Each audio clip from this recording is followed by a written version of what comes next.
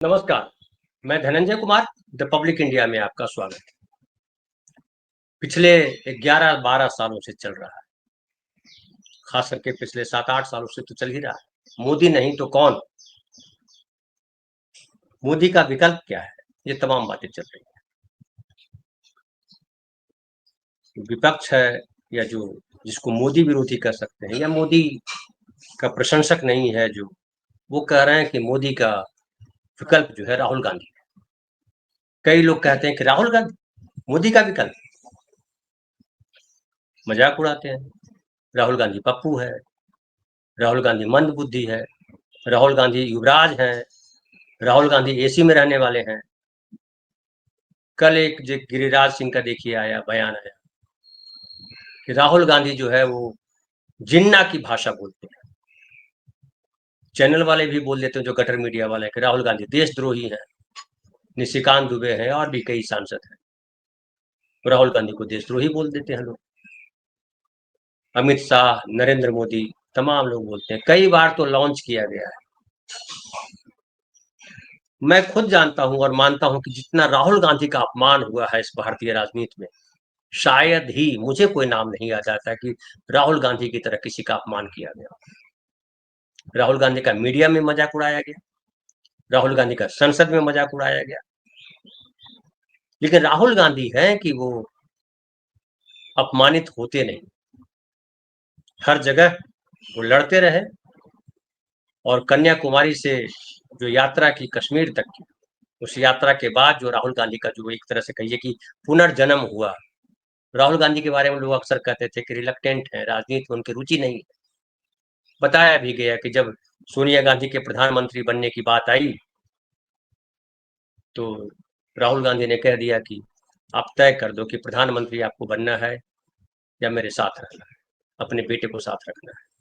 मुझे नहीं पसंद है आप राजनीति में आए, राजनीति जहर है।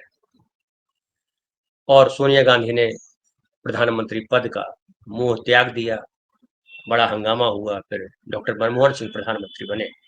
हालांकि सोनिया पर आरोप लगता रहा कि मनमोहन सिंह को कंट्रोल करती हैं सोनिया गांधी, रिमोट कंट्रोल से मनमोहन सिंह कंट्रोल होते हैं। हालांकि सच्चाई यह है कि मनमोहन सिंह क्या किसी से कंट्रोल हो, अब तो स्वर्गीय हो गए, लेकिन महान मनमोहन सिंह की चर्चा जो है वो सोनिया गांधी से पहले से थी। और मनमोहन सिंह को ये जो ग्लोबलाइजेशन हुआ, लिबरलाइजेशन हुआ, उदारीकरण हुआ, आर्थिक उदारीकरण, उसका जनक कहा जाता है भारत में।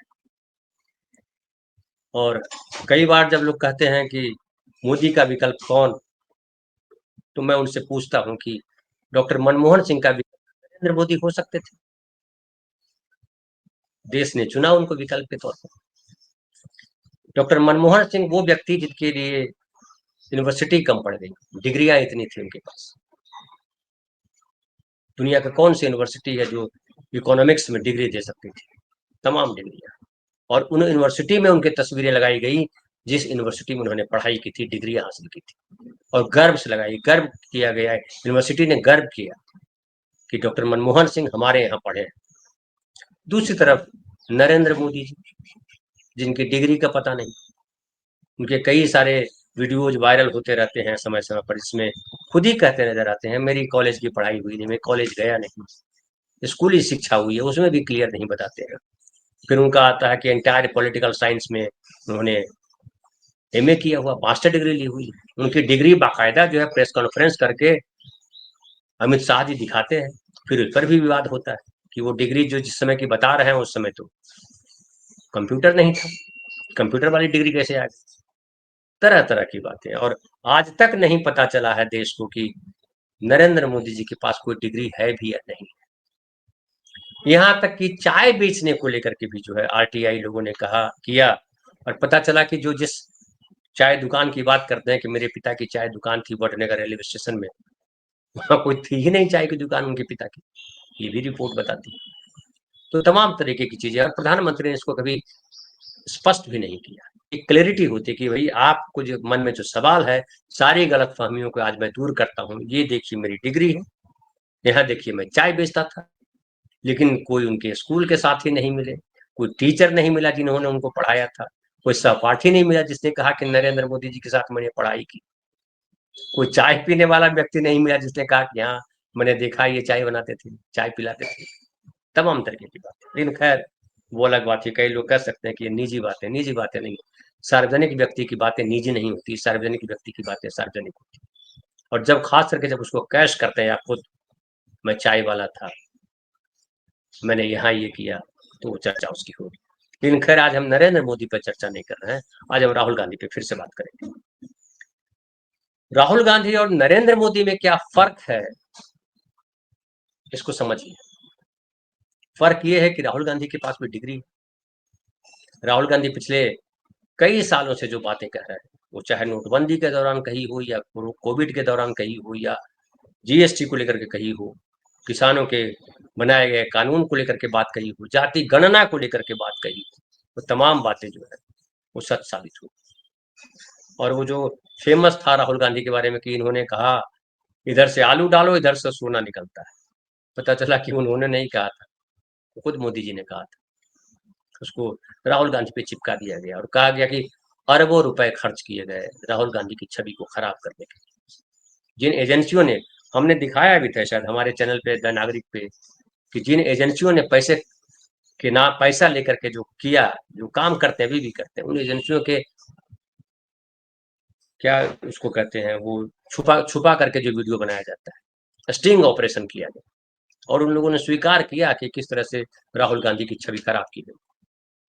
लेकिन राहुल गांधी जब खुद मोर्चे पर निकले, खास करके कन्याकुमारी से जो कश्मीर गए, उस यात्रा के बाद राहुल गांधी ने पूरी तस्वीर बदली।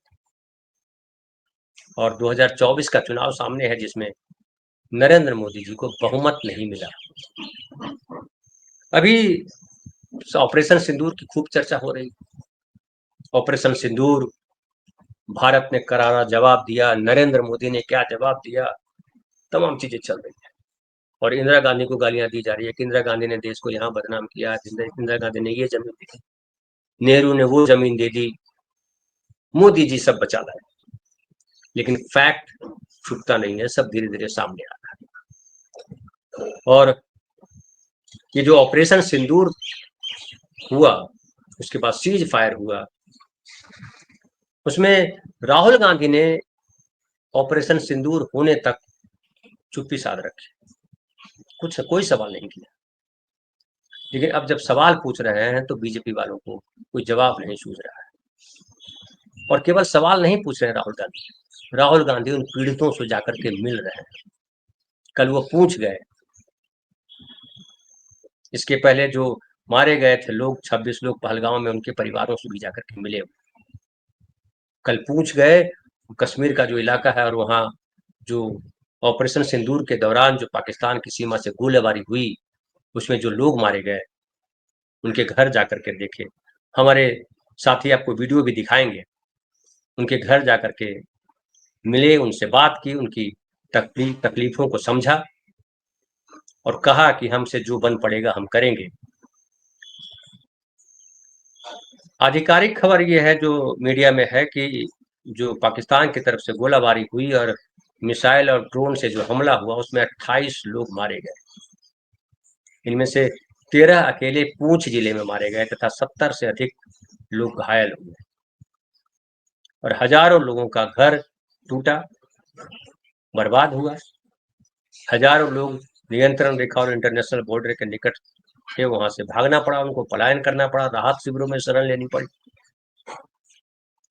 और जब राहुल गांधी जब गुरुद्वारा गए, मंदिर गए, मदरसे भी गए, तो एक आदमी ने उनका हाथ पकड़ लिया गुरुद्वारा से निकलते वक्त और उन्होंने कहा कि 17 लोग हमारे मारे गए, लेकिन प्रधानमंत्री ने कभी पूछा तक नहीं, उनका नाम तक नहीं लिया, उनके प्रति संवेदना तक नहीं जताई, श्रद्धांजलि तक नहीं दी। लेकिन आपसे उम्मीद है, आप आए हैं मिलने के लिए, अच्छा लगा। और उस आदमी ने कहा कि प्रधानमंत्री ने 22 मिनट का भाषण दिया और उसमें पूंछ का नाम नहीं दिया। हमारी उम्मीद राहुल गांधी जी से है और हमें यकीन है कि वे हमारे लिए आवाज बुलंद करेंगे। ये जो ऑपरेशन सिंदूर है, उसको लेकर के आपको याद हो, मैं ढेर सारी बार आप लोग सुन भी चुके होंगे कि राहुल, जब नरेंद्र मोदी जी आए विदेशी दौरा रद्द करके और सीधा पहुंच गए बिहार, बिहार गए, वहां जाकर के भाषण दिया मधुबनी में, मिट्टी में मिला देंगे वाला भाषण। परसों तरसों चूरू में उन्होंने बोला, और ऑपरेशन सिंदूर को लेकर के कविता पढ़ी, कविता पाठ किया। प्रधानमंत्री जी आजकल कविता पाठ खूब करते हैं, फिल्म के डायलॉग की तरह बोलते हैं। और बोला, जिसकी बड़ी आलोचना भी हुई। लोगों ने आलोचना की कि ये क्या, रगों में गर्म खून नहीं, गर्म सिंदूर बहता है। अब रगों में सिंदूर कैसे बहता है, वो तो मोदी जी बता सकते हैं और विद्वान डॉक्टर बता सकेंगे। लेकिन हम लोग जो थोड़ा बहुत जानते हैं उसमें यह है कि सिंदूर से जो है, एक तो रगों में सिंदूर बह नहीं सकता, सिंदूर घुलनशील नहीं है।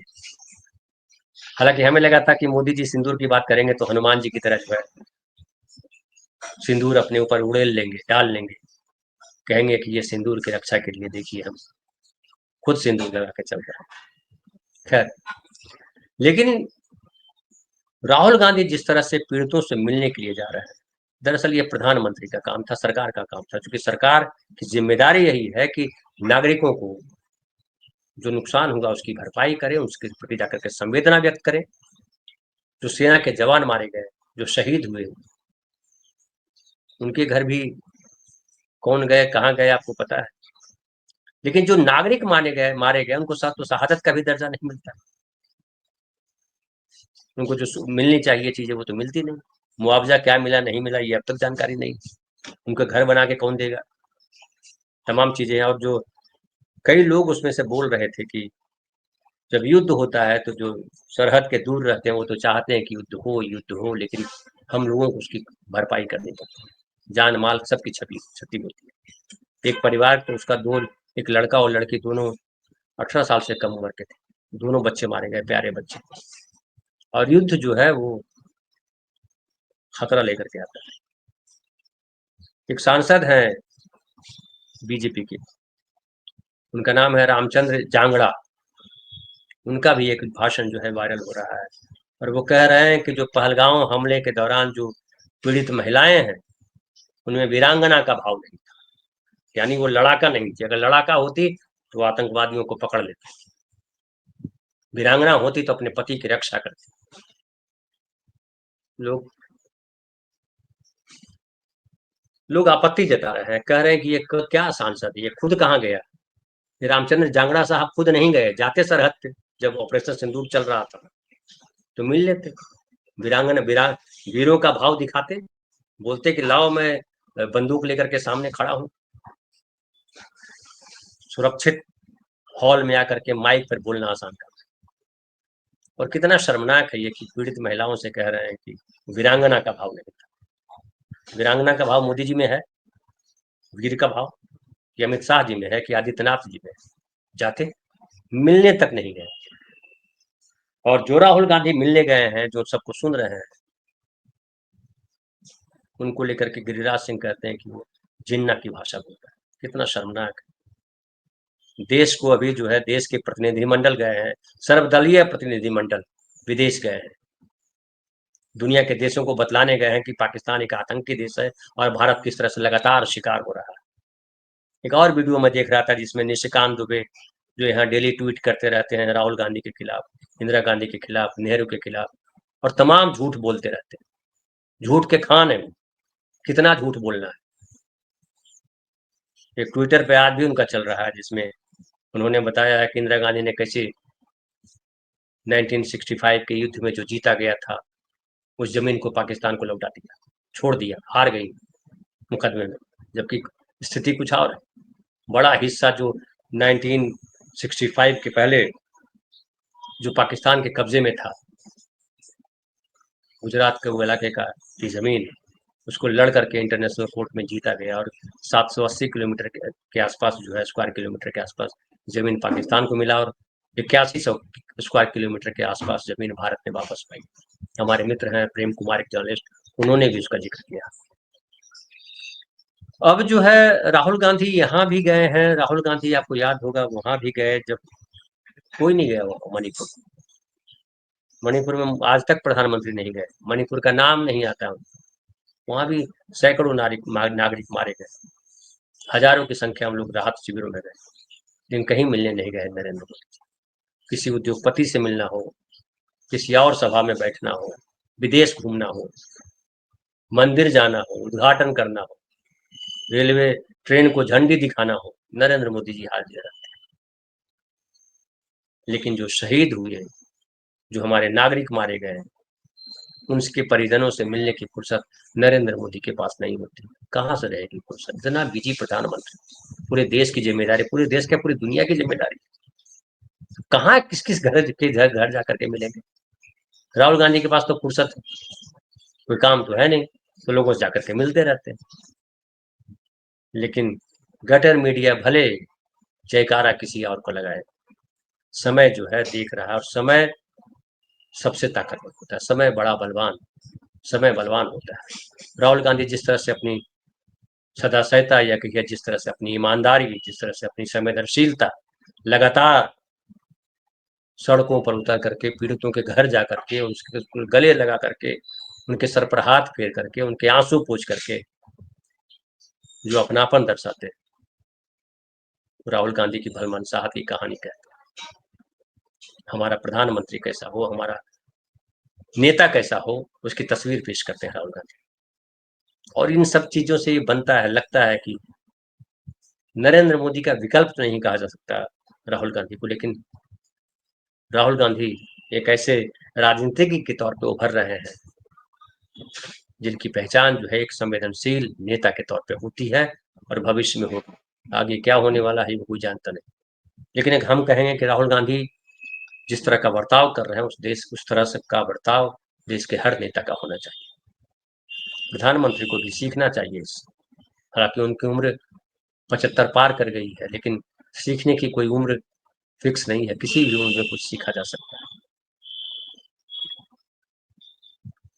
फिलहाल इतना ही, बहुत बहुत धन्यवाद। कल फिर बात करेंगे हम किसी नए विषय पर।